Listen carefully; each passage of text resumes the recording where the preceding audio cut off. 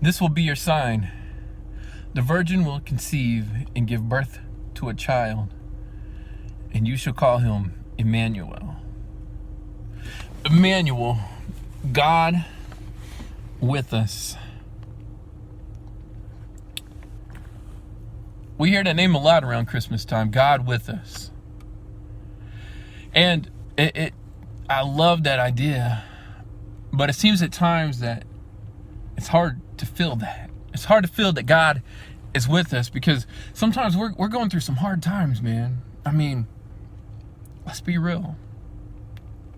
We have those moments when it doesn't feel like God is with us. And so I just wanted to talk for just a few minutes and share. It's Christmas Eve. I just got out of service and have a couple minutes and just wanted to really think about Emmanuel, God with us. You know, I find it interesting that in the Bible, the things surrounding the Christmas story are sometimes very dark. Because I don't always see that whenever I look around. You know, you see the nativity scenes, all right? And there's like this little glowing baby Jesus, and he's made out of plastic. And I wonder sometimes if that's kind of the image that we get of Jesus, that he's like this little plastic smiling baby that has no real emotions and no real sense of compassion, or even that he's just plastic, he's not real. I wonder these things. Do you ever stop and think that our view of Christmas, maybe it's not all, you know, carols and lights? I find it interesting that in the Bible, the stories, the things surrounding Christmas are so dark. Have you ever noticed that, how much darkness is mentioned? Let's think about it. Joseph and Mary, they're traveling to Bethlehem, and they get to Bethlehem, and apparently it's late. Maybe it's dark. Maybe they didn't get there on time. There's no room left, so maybe it's dark. The innkeeper says, I have a stable. They go to the stable, and regardless of if it's in the daytime or if it's at night, a stable is a dark place. It's a dark place. And so there's a dark moment there. You think about the wise men. They followed this star, and I know that probably didn't occur right as Jesus was a baby, but it's still ingrained in our mind in the Christmas story. And so in order to follow a star, it has to be what? Dark. There's darkness all around. Herod orders these children, these babies 2 years old and below, to be murdered. That's dark. That's dark. They have to flee to Egypt to escape being killed. That is dark. There's a lot of darkness around Christmas time. Maybe there's darkness in your own life. Maybe you're going, oh, I wish this month would end. I wish this season would end. I wish it would never come again. I wish Christmas would never be here. Because it's the time when we think we're supposed to be happy, and yet we often hurt more at this time than any other time of the year. Can you think of some dark Christmases? I'll just share. There's more, but I'll just share two. I'm in high school. We had just moved into the town that we were living in. Hadn't lived there very long.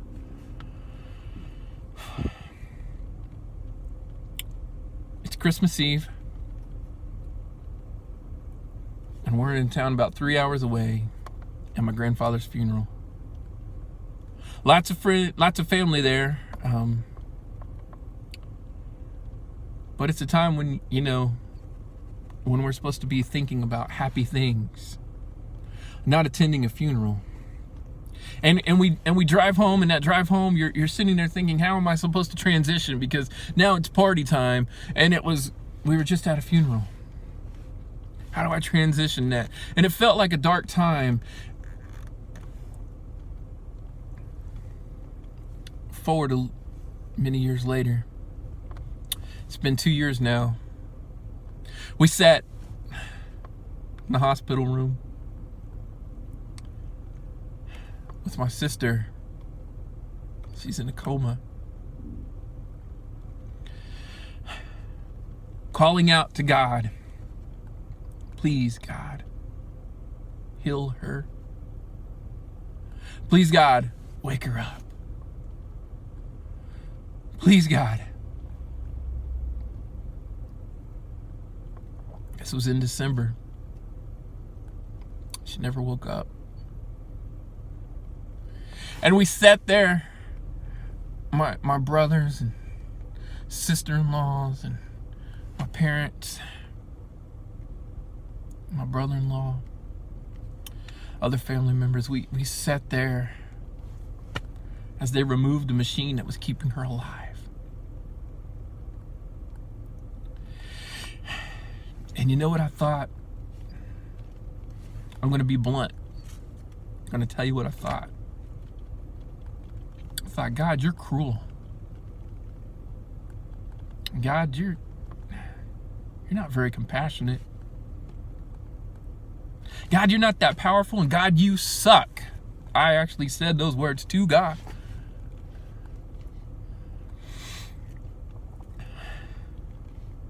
And it was dark. But you know the truth of the matter? Emmanuel was still Emmanuel. He was still God with us. He was with us, with me, with us during those times. And though it might not have felt like it, he was there. And he was at work. He was at work being light in that dark moment. He was at work in those moments being light. He was being Emmanuel, God with us. God with us. So listen, I don't know where you're at in your life, man. I don't know what is going on with you. I don't know what you're thinking on this day, at this time of year, at this moment. You might think life is dark. You might be thinking this is too hard. You might be thinking I want to give up. You might be thinking I want to quit. But God is still with us. He's still with us.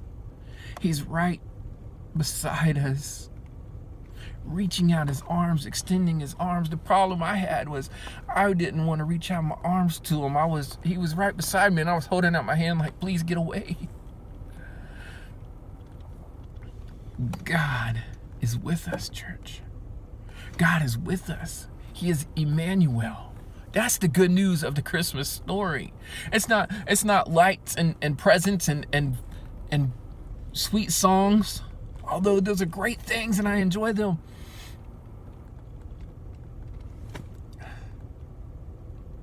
It's saying my life is dark and it needs some light. It's saying I can't go another moment on my own. I need you, God.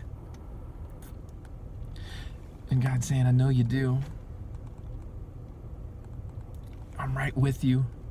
I'm Emmanuel. I am God with you, with us, God with us. So I pray that you open your eyes and your mind and your heart, and that you find that you can experience God with you. Let him be your light that shines in the darkness. Let him be the light that shows you the way. Emmanuel, God with us. Thank you, thank you, thank you, God, for being with us. Even when we might not feel it or think we're experiencing it, you're still with us. Your word is true. Emmanuel, God with us. I hope you can surround yourself with somebody that will remind you that God's with you. I hope you're able to open the scriptures and say that God is with you. Even when you're not feeling like it, even whenever things are dark, even whenever you want to give up, even when you want to end it all, God is with you. And listen, He's big enough. He's big enough to take it. He's big enough. He's big enough to understand. To understand that you hurt. And so it's okay to tell Him, God, I'm hurting. I don't understand what's going on. I don't understand you.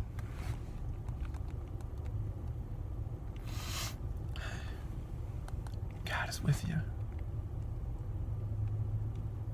Tell Him. That's a starting point. Maybe you haven't talked to God in years.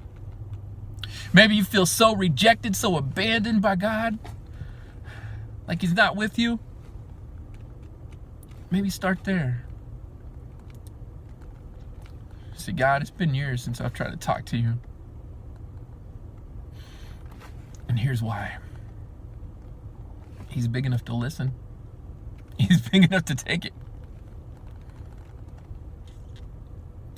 And maybe, just maybe, somewhere along the way, you'll start to realize that even in the midst of this darkness, God is with us. Hold on. Keep pressing on. I love you. Keep on. That's your thought for the day. Merry Christmas. God is with us.